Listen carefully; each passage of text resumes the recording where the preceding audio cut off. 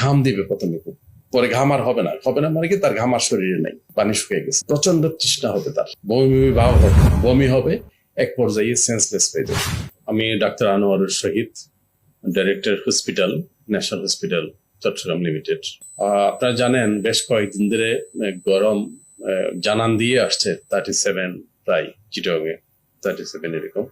তো এখানে আমরা আমাদের হসপিটালে দেখা যাচ্ছে ছোট ছোট বাচ্চা শিশুগুলা এরা বেশি ডায়রিয়া নিয়ে আসছে আমার এখানে। এটা ডায়রিয়া, গরমের ডায়রিয়া জনিত রোগ। তো এবং ডিহাইড্রেশন হয়ে যাচ্ছে, ওদের পানি শূন্যতা হয়ে যাচ্ছে বাচ্চাদের। তো এই সময় বাচ্চাদের করতে হবে কি, মা বাবাদের একটু বাচ্চাদের বেশি যত্ন নিতে হবে। তাদের হালকা পাতলা কাপড় পরানো, টাইট আটশাট কাপড় যেন না পরাই, রঙিন কাপড় অ্যাভয়েড করে যেন হালকা পাতলা কম মতো যেগুলিতে একটু সুতির কাপড় পরানো, সিনথেটিক কাপড় না পরা।